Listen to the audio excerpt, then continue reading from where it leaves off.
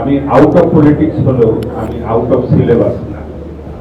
জাতীয় পার্টির আমাদের প্রাক্তন প্রথম রাষ্ট্রপতি এরশাদ সাহেবের প্রথম যে রাজনৈতিক প্রেক্ষাপট, সেই নতুন বাংলা যুব সংগঠন, 18 দফা বাস্তবায়ন পরিষদ, জনদল, জাতীয় পার্টি, এগুলোর সাথে আমি সরাসরি ভাবে জড়িত ছিলাম।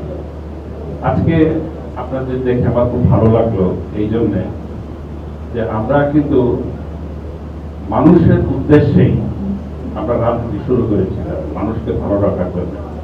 মরহুম রাষ্ট্রপতি এরশাদ সাহেব একটা স্লোগান দিতেন, হ্যাপিনেস ফর অল, অর্থাৎ মানুষকে ভালো রাখার স্বপ্ন উনি দেখতেন। আমরা সেই স্বপ্নের সাথে আমরা জড়িত ছিলাম।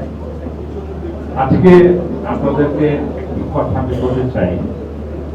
প্রথম হচ্ছে, আজ থেকে 100 বছর পরে যদি বাংলাদেশের ইতিহাস লিখতে হয় তাহলে কিছু লোকের নাম কিন্তু থাকতে হবে।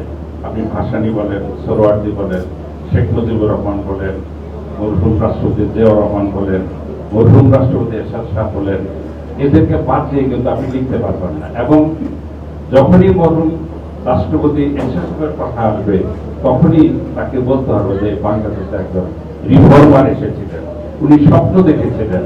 আজকে যত রাস্তাঘাট, যত উন্নয়ন আপনারা দেখেন, এই স্বপ্ন কিন্তু উনি দেখেছিলেন। আমরা উপজেলা সিস্টেম করেছিলাম, পরবর্তী সরকারের সেটা বন্ধ করে দিয়েছিল, কিন্তু বেশি দিন তারা রাখতে পারেনি। আজকে আমি আপনাদের সামনে জাস্ট দুটো কথা বলব, যে তারুণদের প্রচেষ্টা আমরা রাজনীতিকে কলুষিত মুক্ত করেছি, তাদেরকে ভুলে গেলে চলবে না, এটা আমাদের মাথায় রাখতে হবে। তারা কিন্তু একটা অসাধ্য সাধন করেছে, তাদের নিজের জীবন দিয়েছে। আমি বিএনপির উদ্দেশ্যে শুধু একটা কথা বলতে চাই, আপনারা 16 বছর সংগ্রাম করেছেন, আপনারা কখনোই বুঝতে পারেননি যে আপনাদের প্রতিপক্ষ কিন্তু আওয়ামী লীগ কোনোদিনই ছিল না।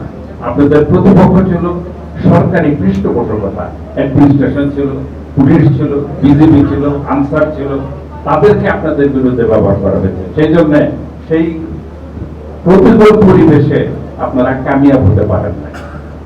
এটা আমি আপনাদেরকে দোষ দিচ্ছি না। আজকের যে প্রেক্ষাপট, আজকের জাতীয় পার্টির যে অবস্থা, সেটা আপনাদেরকে বুঝতে হবে যে আমরা কোথায় যাচ্ছি। আজকে জেএম কাদের সাহেব, উনি রাজনীতি করেন, উনি নেতা হয়েছেন। আমি আমার সামনে যারা বসে আছেন, আমার এই মঞ্চে যারা উপস্থিত আসছেন, তারা কিন্তু তাদের ব্যক্তিত্ব দিয়ে, নেতৃত্ব দিয়ে দেশে কিন্তু পরিচিত। তারা কিন্তু কারো কেয়ারও হয়ে আসেন না।